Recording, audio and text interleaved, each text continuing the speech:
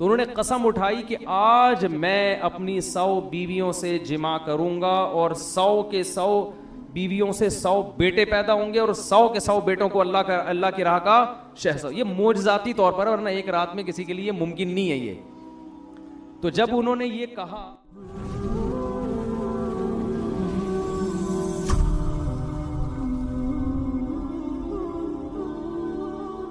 سلیمان علیہ السلام کے بارے میں صحیح بخاری میں آتا ہے اور قرآن میں بھی ہے یہ واقعہ کہ وہ جہاد کرتے تھے اللہ کی راہ میں. تو جہاد میں گھوڑوں کی ضرورت, جنگ کی ضرورت, وظیفوں سے تو جہاد نہیں ہوتا نا, بہت ساری چیزوں کی ضرورت. دوسری طرف ان کو عبادت بھی کرنی تھی کثرت سے, وہ نہیں چاہتے تھے کہ میں اللہ کی یاد سے غافل ہوں. تو ایک دن گھوڑوں کو دیکھنے میں لگے ہوئے تھے نا, بڑے خوبصورت بڑے بڑے بالوں والے اعلیٰ نسل کے گھوڑے, وہ اللہ کی راہ میں جہاد کے لیے رکھے ہوئے تھے. ان کو دیکھنے میں اتنا گم ہو گئے کہ ان کا ایک معمول تھا اللہ کی عبادت کا, وہ معمول قضا ہو گیا. کو بڑا افسوس ہوا کہ یہ دنیا داری میں اتنا مشغول ہوا کہ اللہ کی یاد سے غافل. حالانکہ یہ دنیا داری اللہ ہی کے لیے تھی.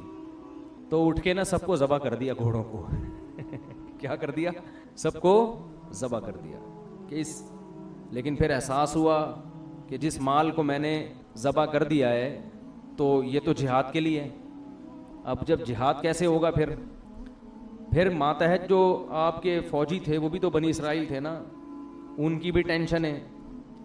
کسی کو عذاب میں ڈالنا ہو نا, 4 آدمیوں کا امیر بنا دو, پھر دیکھو وہ کیسے غم دیں گے اس کو. میری ایک بچپن سے عادت ہے, اب تک میں کبھی کوئی عہدہ قبول نہیں کرتا. اب تک میرے پاس کوئی عہدہ نہیں ہے کسی, جہاں جیسے میں مدرسے میں پڑھاتا ہوں تو وہاں مجھے کوئی ناظم, کسی چیز کا ناظم بنانے کی کوشش کی گئی کہ یہ شعبے کے ناظم آپ, میں نے نہیں لیا. میں ایسے بہانے کرتا ہوں نا, ایسے ٹوپی ڈرامے گھماتا ہوں کہ وہ کہتے ہیں نہیں بھائی اس کو نہیں دو. حتیٰ کہ چھوٹے سے کاموں کی مینجمنٹ بھی میں نے نہیں لی.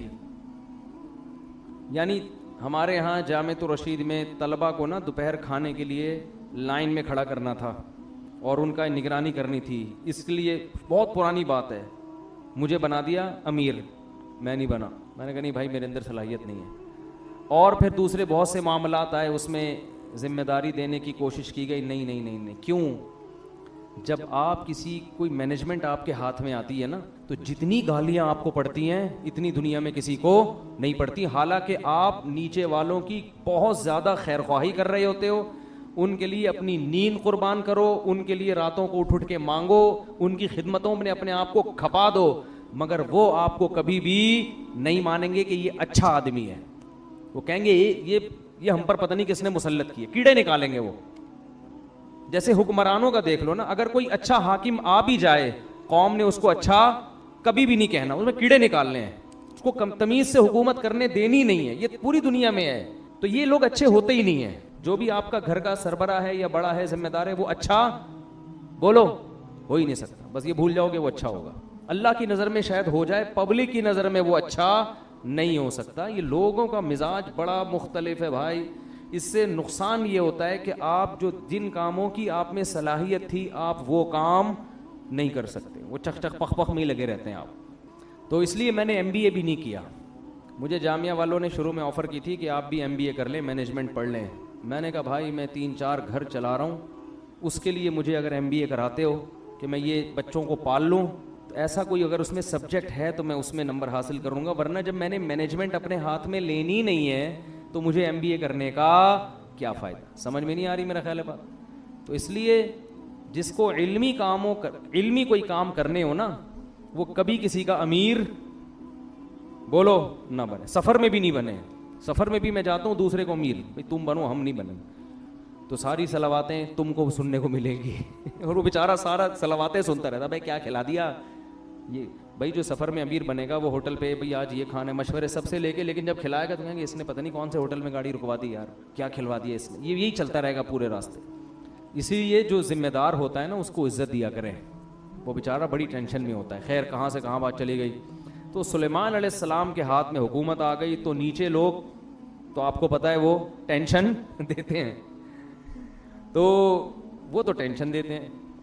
تو اس لیے سلیمان علیہ السلام نے جب گھوڑے بھی کاٹ دیے اور ٹینشنیں بھی چل رہی ہیں تو سلیمان علیہ السلام نے فرمایا اے اللہ میں اپنی 100 بیویوں کے پاس جاؤں گا, ان سے 100 بیٹے پیدا ہوں گے اور 100 کے 100 بیٹوں کو اللہ کے راہ کا شہسوار بناؤں گا.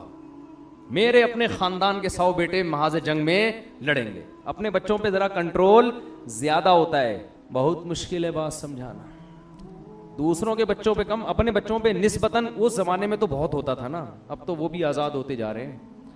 تو انہوں نے کہا کہ اللہ میں کیا کروں گا, میرے 100 بیٹے پیدا ہوں گے اور وہ اللہ کی راہ میں مجاہد بنیں گے. تو انہوں نے قسم اٹھائی کہ آج میں اپنی 100 بیویوں سے جمع کروں گا اور 100 کے 100 بیویوں سے 100 بیٹے پیدا ہوں گے اور 100 کے 100 بیٹوں کو اللہ کی راہ کا شہسوار. یہ معجزاتی طور پر, ورنہ ایک رات میں کسی کے لیے ممکن نہیں ہے یہ. تو جب انہوں نے یہ کہا تو انشاءاللہ نہیں کہا, ٹھیک ہے نا. اب یہ بھی بہت بڑا دعویٰ تھا نا کہ ایسا ہوگا, پھر 100 بیٹے پیدا ہوں گے اور 100 بیٹوں کو کیا کروں گا میدان جنگ. بہت بڑی بات ہے, بہت بڑا دعویٰ ہے.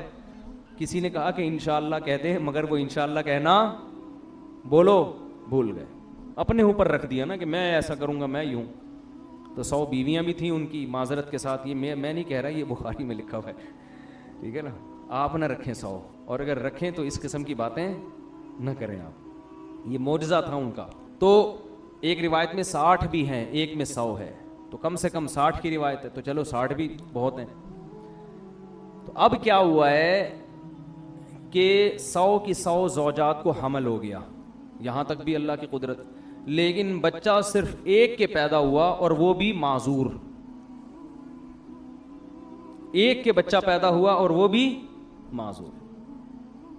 القینا علی کرسی جسدا, ان کی جو بادشاہت کی کرسی تھی نا اس پہ دائی نے لا کے بچہ دیا اور وہ بھی کیا تھا, معذور.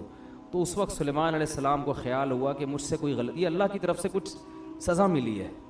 بھائی 100 بیویوں سے ایک ہی بیٹا پیدا ہو رہا ہے اور وہ بھی کیا ہو رہا ہے معذور. چلو 50 ہو جاتے, 10 بچے پیدا ہو جاتے, 5 بیٹے پیدا ہو جاتے, ایک ہوتا تو پورا صحیح نا, یہ کیسے جہاد کرے گا. اس وقت سلیمان علیہ السلام کو اندازہ ہوا کہ مجھ سے بہت بڑی غلطی ہوئی ہے کہ میں نے سارا اپنے اوپر رکھا ہے کہ میں یوں, اور اللہ کو یہ بات پسند نہیں ہے. تو فوراً سجدے میں گر گئے اور اللہ سے توبہ استغفار کی. تو اصل میں انشاءاللہ کی ویلیو کیوں ہے, یہ لفظ کی اتنی ویلیو نہیں ہے, یہ لفظ آپ کے اندر کی چیز کو ایکسپوز کرتا ہے کہ آپ اپنے آپ کو کتنا بڑا فنٹر سمجھتے ہو. اگر آپ اپنے آپ کو بہت بڑا فنٹر سمجھتے ہو تو یہ لفظ استعمال نہیں کرو گے. اگر فنٹر نہیں سمجھتے تو آپ بات پہ کہو گے بھئی اگر اللہ نے چاہا. اہم باتوں پہ, چھوٹی موٹی باتوں پہ ضروری نہیں ہے, وہ بڑے بڑے جو دعوے ہوتے ہیں نا ان پہ. سمجھ میں آ رہی ہے کہ نہیں آ رہی ہے. بنی اسرائیل نے جو حضرت موسیٰ علیہ السلام نے بنی اسرائیل کو کہا گائے ذبح کرو, سورہ بنی اسرائیل میں بنی اسرائیل نے کہا کہ وہ گائے کس ٹائپ کی ہونی چاہیے. لیت و لعل سے کام لینے لگے نا, او بھائی تمہیں کہا جا رہا ہے گائے ذبح کر لو, کوئی بھی گائے پکڑ کے کاٹ دو. لیکن ایسے ہی وہ ٹوپی ڈرامہ شروع کر دیا انہوں نے.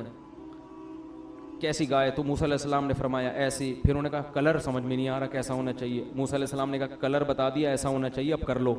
پھر کہنے لگے کہ ابھی بھی سمجھ میں نہیں آ رہی گائے, اس کلر کی تو بہت ساری ہوتی ہیں. اب ان کو ڈر بھی لگ رہا تھا کہ موسیٰ علیہ السلام کیا کریں گے, جو پوچھنے جائے گا اس کو کیا پڑے گا, ہے بھائی تھپڑ. اور ایک واقعہ دیکھ چکے تھے کہ ایک کو پڑا تھا, اس کو پولیس بھی اب تک نہیں اٹھا سکی, وہ پڑا گیا, وہ گری گیا نیچے. تو اس لیے ڈر بھی رہے تھے. تو اب تیسری دفعہ جب انہوں نے پوچھا کہ گائے کیسی ہونی چاہیے تو آگے کہہ دیا انا انشاء اللہ لمہتدون, اللہ نے چاہا تو اب بات سمجھ میں آ جائے گی. حضرت موسیٰ نے بتا دیا جی ایسی ہونی چاہیے, تو پھر انہوں نے ذبح کر دی.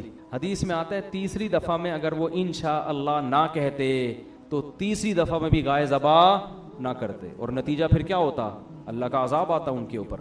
تو انشاء اللہ کے لفظ کی بہت ویلیو ہے.